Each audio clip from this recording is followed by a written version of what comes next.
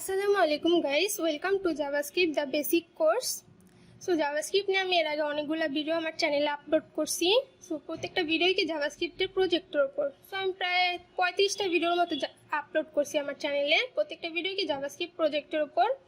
So এখানে অনেকেই comment করছেন যে জাভাস্ক্রিপ্টের শুরু থেকে টিউটোরিয়াল দেওয়ার জন্য। সো তাদের জন্যই কি আজকের এই সিরিজটা তৈরি করা।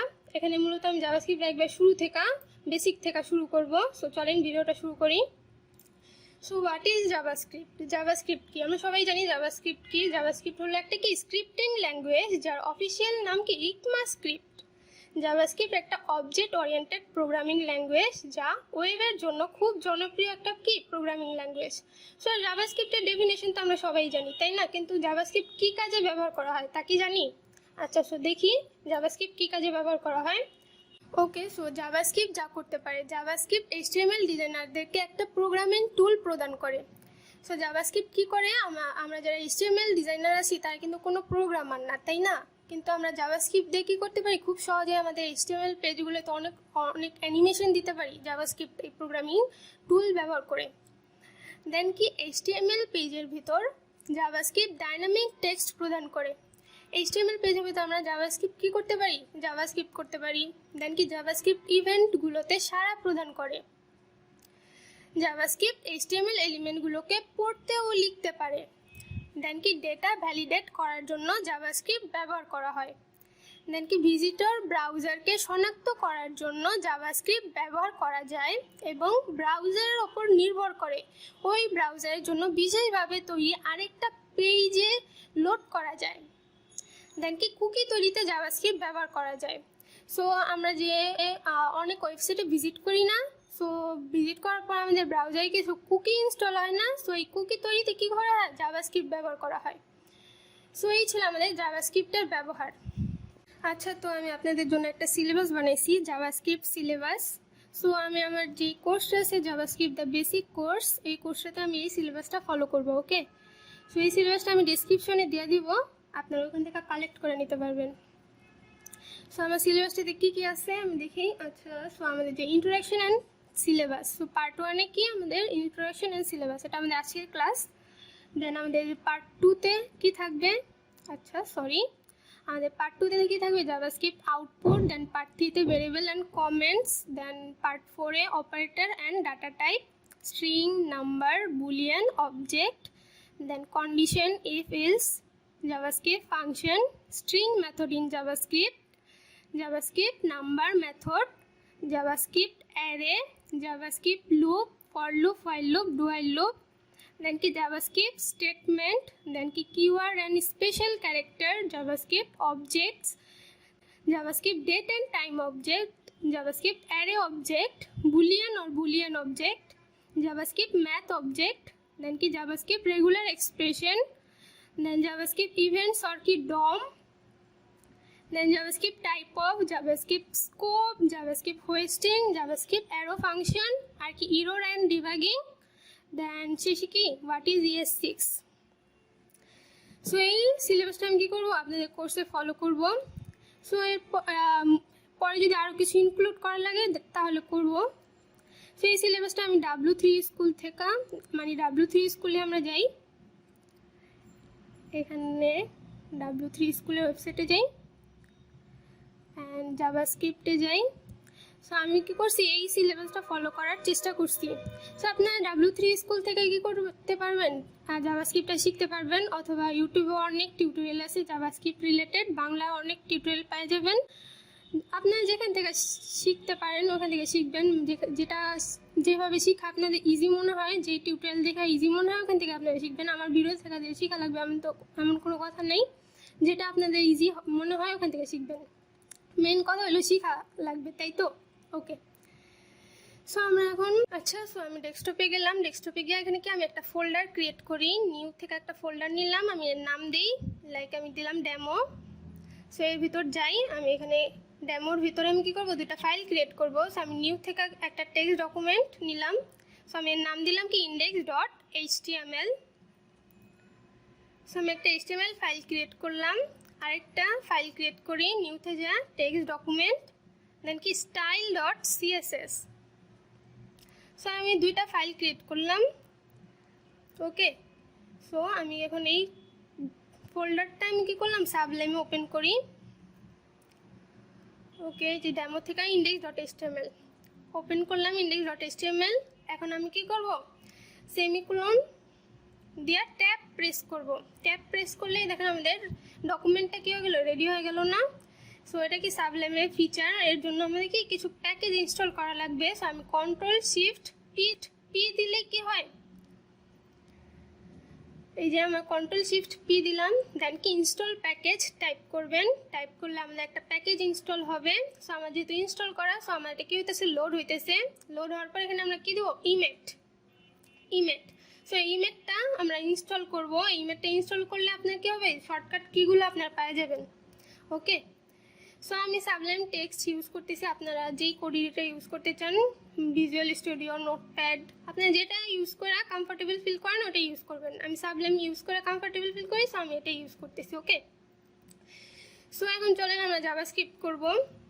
ওকে, সো জাভাস্ক্রিপ্ট সিএসএসে আমাদের যেমন 3 ধরনের সিএসএস ছিল না, ইনলাইন সিএসএস, দেন কি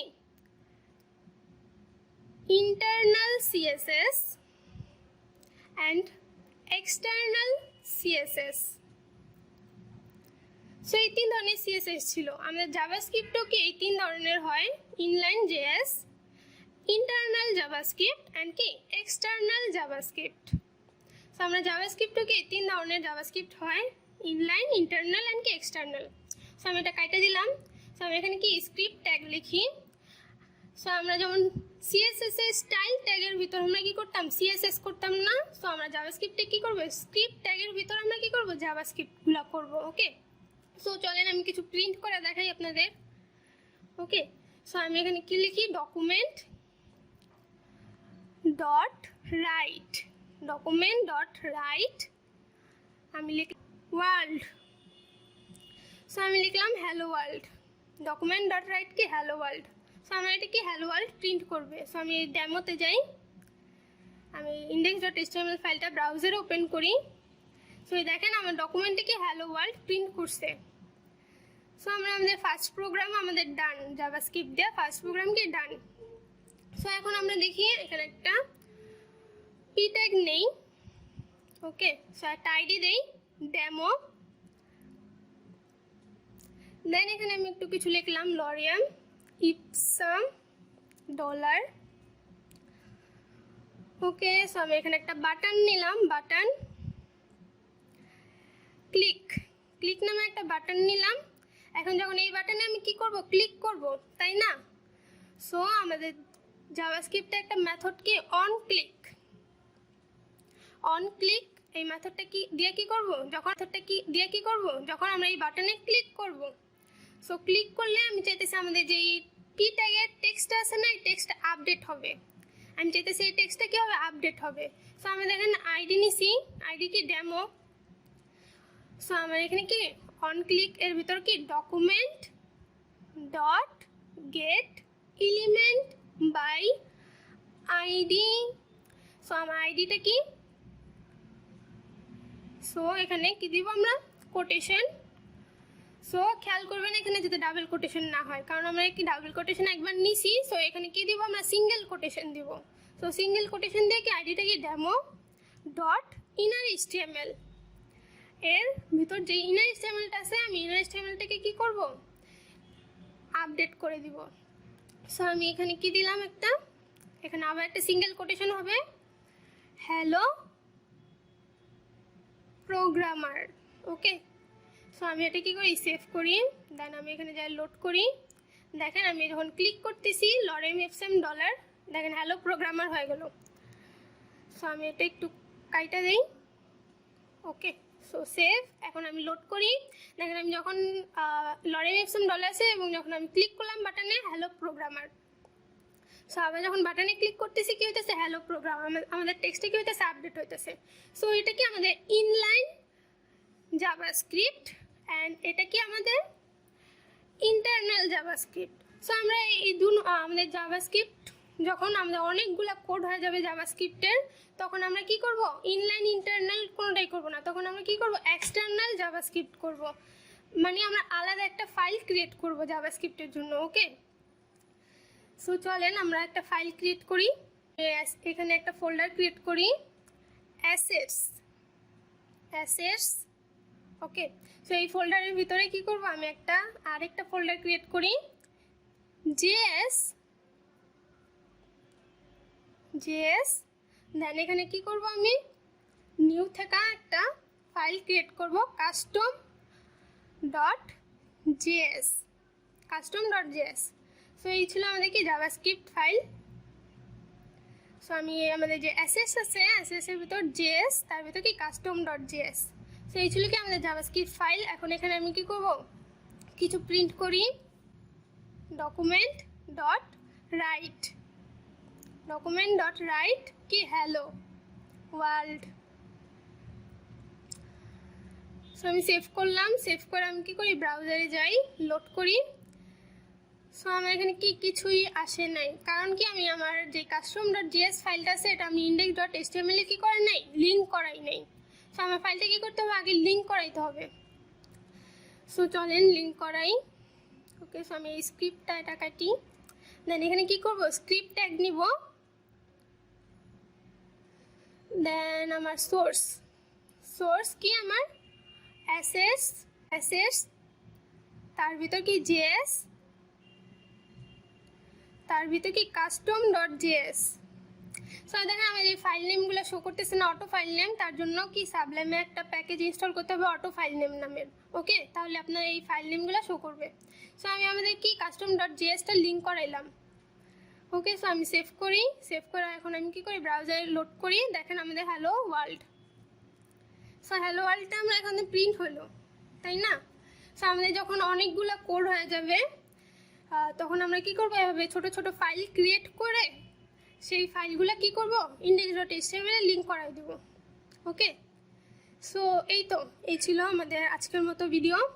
আপনাদের কারো কোথাও বুঝতে সমস্যা হলে কী করবেন, কমেন্ট করবেন, অ্যান্ড আমার আগের ভিডিওগুলো দেখবেন।